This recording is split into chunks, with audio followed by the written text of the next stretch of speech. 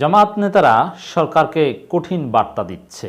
দর্শক, জামাত ইসলামী আগের যে কোনো সময়ের চাইতে এই সরকারের আমলে গত 10-12 বছরের যথেষ্ট সংগঠিত হচ্ছে এবং তাদের সাংগঠনিক কার্যক্রমগুলো খুব চমৎকারভাবে তারা করতে পারছে।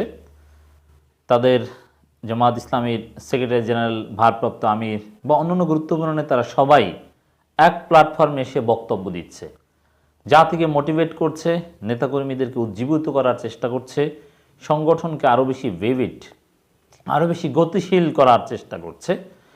একই সাথে এর সাথে আমি একটু রিলেট করে আলোচনা করতে চাই। দর্শক, কিছুদিন পরেই বাংলাদেশে উপজেলা নির্বাচন শুরু। এই উপজেলা নির্বাচনে জামাত ইসলামের একটা চমক দেখানোর সুযোগ আছে এবং এই নির্বাচনে অংশগ্রহণ করার মধ্য দিয়ে জামাত ইসলামের সাংগঠনিক গতিশীলতাও গত 10-15 বছরের মধ্যে যে একটা স্থবিরতা, তার একটা নতুন মাত্রা আসতে পারে। তাই আমি মনে করি 2014 সালের উপজেলা নির্বাচনকে ঘিরে জামাত ইসলামী যথেষ্ট সক্রিয় ছিল এবং যথেষ্ট আত্মবিশ্বাসী ছিল। তাদের জনপ্রিয়তা সম্পর্কে একটা উঁচু মাপের ধারণা নিজেরা অর্জন করেছিল এবং জাতিকে দিতে সক্ষম হয়েছিল।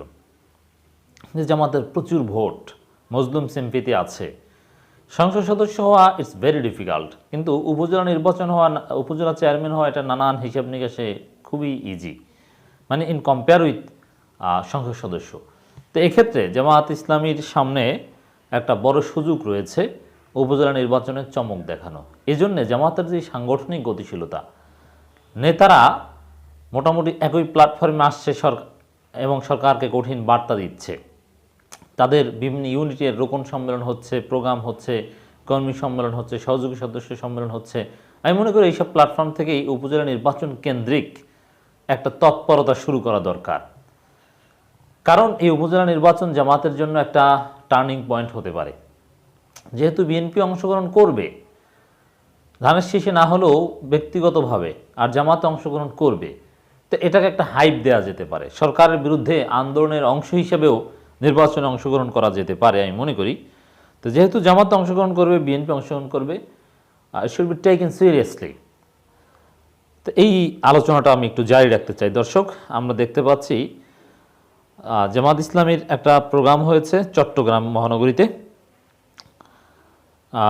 তাদের বার্ষিক রোকন সম্মেলনে একটা চমৎকার দৃশ্য, ভারপ্রাপ্ত আমির, সেক্রেটারি জেনারেল থেকে শুরু করে গুরুত্বপূর্ণ কেন্দ্রীয় নেতারা সবাই বক্তব্য দিয়েছিলেন। এবং যেহেতু এখানে আবার শাহজাহান চৌধুরী ছিল, এই কারণে নির্বাচন কেন্দ্রিক কথাটা বললাম। বাংলাদেশের নির্বাচনী রাজনীতিতে এই মুহূর্তে হেভিওয়েট ব্যক্তি, সবচেয়ে হেভিওয়েট ব্যক্তি অ্যাকর্ডিং টু মি, জনাব শাহজাহান চৌধুরী। অতএব এই বিষয়গুলো তাকে ভাবা উচিত। চট্টগ্রাম থেকে শুরু করে সিলেট, দেশের বিভিন্ন জায়গায়, উত্তরাঞ্চলে, চাঁপাইনবাবগঞ্জ, সাতক্ষীরা প্রচুর পরিমাণে উপজেলা চেয়ারম্যান জামাত ইসলামীর পক্ষ থেকে নির্বাচিত হবে, আমরা এই বিশ্বাস করি। এবং যেহেতু নিবন্ধিত দলগুলো প্রতীক বরাদ্দ দিবে না, আপাতত সেরকমই মনে হচ্ছে, স্পেশালি বিএনপি, আওয়ামী লীগ, কেউ ধানের শীষ নৌকায় নির্বাচন করবে না। এটা জামাতের জন্য আরও একটা বড় সুযোগ, চমক দেখানোর একটা মহা সুযোগ আমি মনে করি। কারণ প্রতীক থাকলে সেখানে প্রতীকবিহীন নির্বাচন করা, এটা এক ধাপ পেছানো থাকে। কিন্তু যেহেতু এখানে গুরুত্বপূর্ণ কোনো প্রতীক থাকছে না, জাতীয় পার্টি টাটি বা এগুলো থাকতে পারে, এতে কিছু আসে যায় না। ধানের শীষ নৌকা না থাকলেই জামাত মোটামুটি একটা সমান সুযোগ পেল, অ্যাটলিস্ট প্রতীকের দিক থেকে। কল্যাণ রাষ্ট্র গঠনে জামাত ইসলামীর রোকনদের ঐতিহাসিক ভূমিকা রাখতে হবে। অধ্যাপক মুজিবুর রহমান, আসলে জামাত ইসলামী তাদের দীর্ঘমেয়াদী লক্ষ্যের উপর অলওয়েজ ইস্তেকামাত, আর শর্ট টার্ম বিভিন্ন গোলস আছে, সেগুলোর জন্য কাজ করে যাচ্ছে। তার মধ্যে একটা হতে পারে নেক্সট উপজেলা নির্বাচনকে খুব প্রায়োরিটি দেওয়া। বাংলাদেশ জামাত ইসলামী ভারপ্রাপ্ত আমির ও সাবেক এমপি অধ্যাপক মুজিবুর রহমান বলেছেন, আগামী দিনের আমার প্রিয় মাতৃভূমি বাংলাদেশকে একটি আদর্শিক কল্যাণ রাষ্ট্র পরিণত করতে হলে জামাত ইসলামীকে সকল পর্যায়ের জনশক্তিকে জনকল্যাণমুখী কাজ করতে হবে। সকল অন্যায় অবিচারের বিরুদ্ধে আপোষহীন হতে হবে। জামাত ইসলামী নেতাকর্মীদের নিজেদের আমল, আখলাক ও চারিত্রিক দিক সাহাবা একরামদের প্রতিচ্ছবি হতে হবে।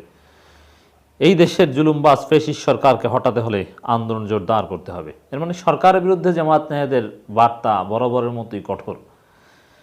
দেখেন, জামাতকে বলা হয় এরা সাহাবী বিরোধী, অথচ জামাত নেতারা তাদের কর্মীদের মোটিভেট করেই এই কথা বলে যে সাহাবীদের চরিত্র অনুসরণ করতে হবে, সাহাবীদের চরিত্রের প্রতিচ্ছবি হওয়ার চেষ্টা করতে হবে।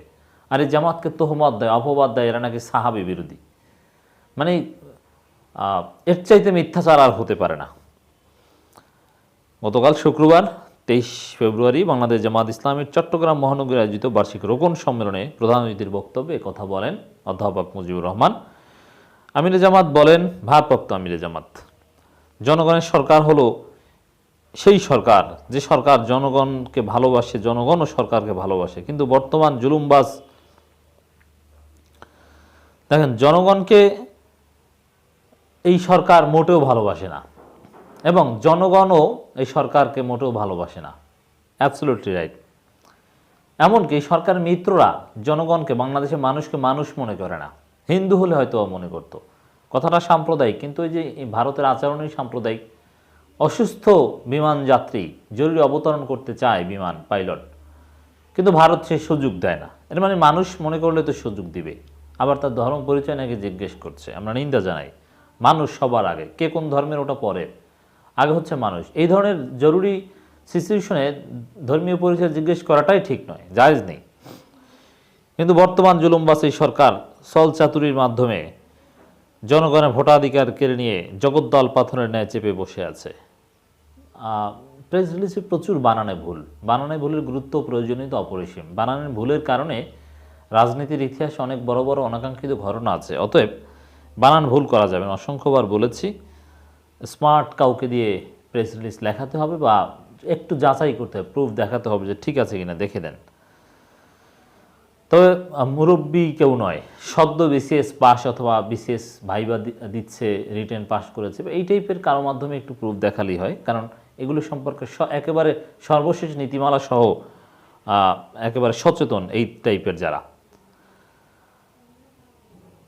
যে সরকার জনগণকে ভালোবাসে না সে সরকার জনগণের সরকার হতে পারে না। আজ দেশের অর্থনীতি, রাজনীতি, পররাষ্ট্র নিয়ে সবকিছু নাজুক অবস্থায় বিরাজ করছে। চলমান এমন অবস্থা থেকে দেশ ও জাতিকে উদ্ধার করতে জামাত ইসলামীর সকল নেতাকর্মীকে ঐতিহাসিক ভূমিকা পালন করতে হবে। নিজেদের জানমাল কোরবানি করার মাধ্যমে প্রতিটি ঘরে ঘরে, পাড়ায়, মহল্লায় দাওয়াত পৌঁছে দিতে হবে। দাওয়াতি কাজ বাড়বে, আমাদের মিছিল ও সারি তত বড় হবে।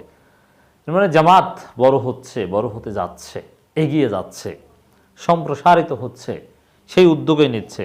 সবাই একত্র হয়ে সেই বার্তায় দেওয়ার চেষ্টা করছে।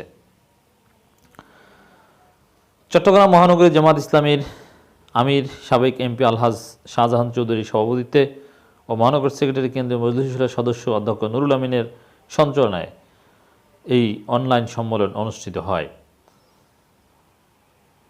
বিশেষ অতিথির বক্তব্য রাখেন এই রোকন সম্মেলনে বাংলাদেশ জামাত ইসলামীর সেক্রেটারি জেনারেল সাবেক এমপি অধ্যাপক মিয়া গোলাম পরোয়ার। জালিমের কারাগারে এখনও বন্দী রয়েছে আমির জামাত সহ অনেক নেতাকর্মী। আজ পুরো দেশটাই একটি কারাগারে পরিণত হয়েছে। এই অবস্থা থেকে দেশ ও জাতিকে উত্তরণ করতে হলে জামাত ইসলামী সদস্যদেরকে নিজেদের শপথের আলোকে জীবন যাপন করতে হবে। রুকুনিয়াতের আসল চেতনা নিজেদের হৃদয়ে ধারণ করতে হবে।